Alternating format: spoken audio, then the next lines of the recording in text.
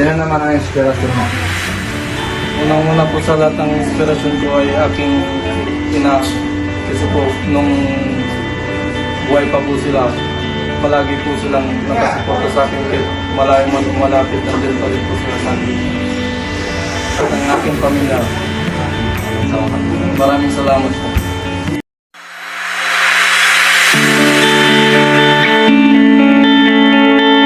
Bilang isang player ng King Philip Tournament, ano yung masayang karanasan mo na di mo makakalimutan at bakit?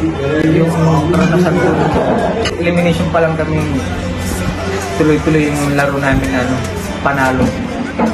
Hanggang sa series na nagawa namin na team. Ano yung naitulong sa'yo ng paglalaro mo sa King Philip Tournament? Yung may tulong sa akin na paglalaro ng basketball, nawawala yung vision dahil lang sa liga no. Yung natutunan ko sa basketball na nawawala yung mga stress ko, gano'n na. Siyempre, bilang MVP, marami kang fans. Ano ang masasabi mo sa kanila? Yung masasabi ko sila, maraming salamat po sa inyo. Suporta nyo. Lagi kayong nakapasuporta sa akin buong team. Sa season 2, sana suporta nyo ulit ako sa amin. Maraming salamat po sa inyo. Anong masasabi mo sa mga nakalaro ng team? Yung nakalaro namin, pasensya na kung madami akong yung nasiko, pasensya na sa part of the game lang yun. Ano naman ang masasabi mo sa butihin natin commissioner na maraming napasaya? Ang masasabi ko, yung paliga ni Sir Philip, madami nang pasaya, yung mga iba-ibang tao, lahat kami napasaya dahil sa kanya. Iba-iba talaga yung Team Philip, lumantay na nagpapasaya sa amin. Lahat kami na sumali sa interbarangay na yan. Kaya nagpapasalamat ako sa kanya. Lahat kami nagpapasalamat kahit na ako namin. Maraming salamat sa inyo. Sa darating na season 2, anong maipapangako mo ulit sa iyong mga fans? Ang ipapangako ko sa fans ko kapag season 2 na, bibigay ko yung the best ko sa kanila, na papakita ko yung galing ko hindi lang sa season 1 hanggang sa season 2. Abangan nyo kami, abangan nyo ako. Darating, papakita ko lahat yung highlights ko sa inyo. Thank you, salamat. Salamat sa suporta nyo. Suporta nyo pa rin ako kahit ano man yung mangyari. Nandito lang ako para sa inyo.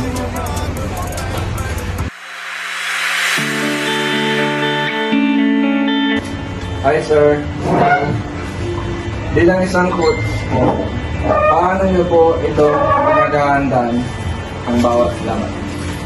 Okay, as a coach, pinaghahandaan namin po. Matagal namin pinaghahandaan. Almost 3 weeks kaming nag-training. Ang venue ng training namin is sa Malaski Albubari College. Then, yan.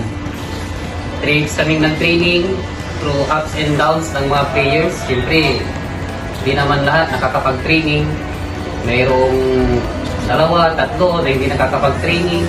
Kaya yun yung pinaka-challenge sa amin kasi hindi kami nabubuo as a team. Pero later on, almost 2 weeks na, and then yun, nabuo na yung team namin. 12 players na yung nakakapag-training. Then doon namin binuhos lahat. Siyempre, yung iba nahihirapan, lalong-lalo na yung mga dumating na bago na 3. Kaya doon sa training namin, nahihirapan sila kasi hindi nila alam yung gagawin nila, kung paano yung play, paano yung gagawin niya, kasi hindi niya alam kung saan siya pupwesto. Then later on, after 2 days o 3 days pa yun, doon nakuha naman nila. Then na-postpone ulit yung King Philip Tournament ng 1 week. Naging December 20 yung opening. Kasi ang pinaghandaan namin December 15 yung opening ng King Philip. Then meron pa kaming 1 week na pinag-training Kaya nakuha namin lahat ng pinaghirapan namin hanggang mabuo na yung team, as a whole team na siya. Kaya pinaghandaan namin yung King Philip tournament, basketball tournament. So, Ano naman po ang masayang karanasan niyo sa buong season? ang masayang karanasan namin dito sa King Philip Season 1 is every game namin natutuwa ako at masaya kasi hindi namin akalain na yung mga makakaruro namin is malalakas. Hindi namin expect. Kaya nag-training naman tayo. Kaya nabubulewan ko yung mga players ko. Then natutuwa naman ako kasi every last 2 minutes of the fourth quarter, doon kami humahabol, lumalamang. Then at the end of the quarter, nanalo kami. Sa sarili na namin, sa mga players, tumatayo na sila, nakipag-check hands, pinapakita nila yung sportsmanship nila. Natutuwa ako sa kanila dahil yung attitude na sinabi ko sa kanila nung training pa lang, ay nakikita ko. Nung tinuro ko, nung training pa lang, nakita ko yung mga play na ginagawa nila. Kaya rin ako natutuwa sa team namin, sa Tomasian team. Ano ang pakiramdam niyo po nung huling minuto na at sigurado na ang pagka-champion? Ang pakiramdam ko nung last 2 minutes or last 5 minutes ba yun? Kumakabog na yung puso ko dahil last 5 minutes humahabol yung PNR team.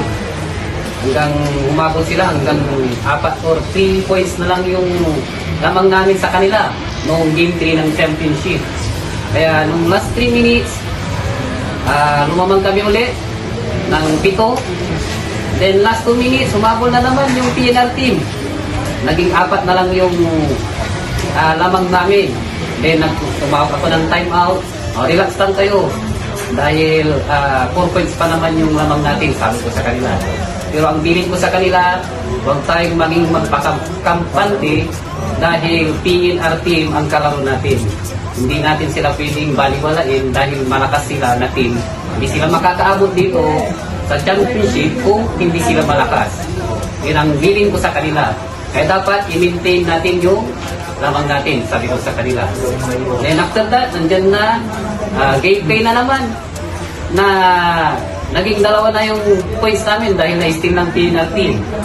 Then tuloy na yung laban, hanggang na-steal na naman ni Abang Atayon or si Ribo. Hindi ko na alam kung anong nangyayari kasi last 2 minutes na, nakapokus na ako sa game. Ayan, hiyawan na ng mga tao. Tapos yung PNR team na mga fans nila, habang nag-time out yung mga PNR, tinatakbo yung banda nila. Yung lamang natin, sabi ko sa kanila. Pero ang bilin ko sa kanila, huwag tayong maging magpakampante dahil PNR team ang kalaro natin. Hindi natin sila pwedeng baliwalain dahil malakas sila na team. Hindi sila makakaabot dito sa championship kung hindi sila malakas. Yun ang bilin ko sa kanila. Kaya dapat i-maintain natin yung lamang natin, sabi ko sa kanila. Then after that, nandyan na, game play na naman, na naging 2 na yung points namin dahil na-steal ng PNR team. Then tuloy na yung laban, hanggang na-steal na naman ni Abang Atayon or si Ribo. Hindi ko na alam kung anong nangyayari kasi last 2 minutes na, nakapokus na ako sa game. Ayan, hiyawan na ng mga tao. Tapos yung PNR team na mga fans nila, habang nag-time out yung mga PNR, tinatakbo yung banda nila. Hindi mo alam kung ano yung feeling mo kasi kami, nararatol kami, kahit nag-training kami ng matagal, nararatol pa rin kami. Yung mga players ko, yung iba, yung mga nasa upuan, kumakalog yung tuhod. Kasi yung mga iba, baguhan pa lang sa team namin. Yung puso nila, kumakabog, pati ako kumakabog. Kasi alam mo yung feeling na magcha-champion ka na, and then para paubos na yung time, ang inisip mo, ang laki ng trophy, 7 feet tall. Yun yung palaging nasa isip ko, pero hindi ko iniisip na magcha-champion kami dahil hindi pa tapos yung laro. Kailangan tapusin muna namin yung laro bago mo namin masabi na kami yung champion. Then after that, 30 seconds, bumigay na yung PNR team, si Madrid na lang. yung lumalaban, siya pa rin yung umahabol. Kaso talagang kinapos na yung PNR team, wala na rin silang lakas kasi minantuman namin sila eh. Yung defense namin talagang hindi kami bumigay, pero patuloy pa rin yung scoring namin. And pagkabasal ng basal, na, yun, hiyawan na, nagtaas na rin ako ng kamay. Hindi mo na alam yung feeling, marami nang lumalapit, congratulations. Yun na, parang alam mo yung, talagang kami ba yung champion? Tatanungin ko sa sarili ko, PNR team, wala na rin silang lakas, kasi minantuman namin sila eh. Yung defense namin talagang hindi kami bumigay, pero patuloy pa rin yung scoring namin. And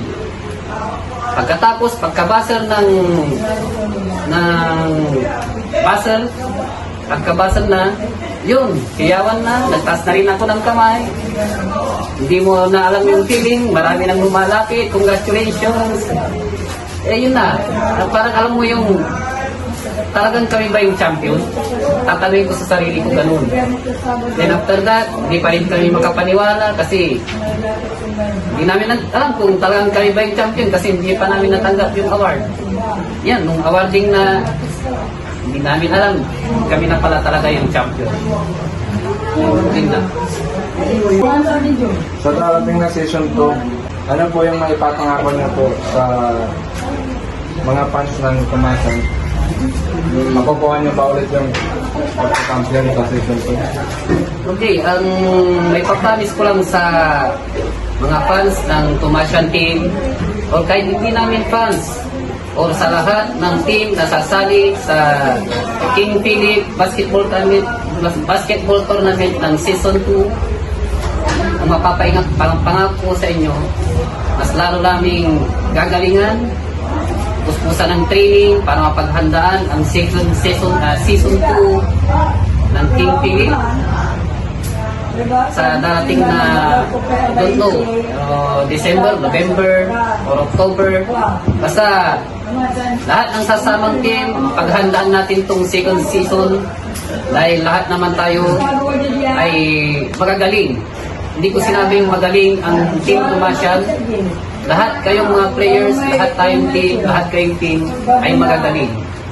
Kaya pakita natin kung gaano kagaling ang mga Malasikenyans sa larangan ng basketball. Lalong-lalo na sa King Philip Tournament 2nd Season 2. Kita-kita tayo. Bakit po na nila isipang magpalaro po siya? Maraming bagay na kinonsider namin bago kami magpaliga sa bayan ng Malasike. Nandyan yung maraming mga programa ng local government kaya ng anti-drug campaign. At saka yung mga kabataan. So sila yung mga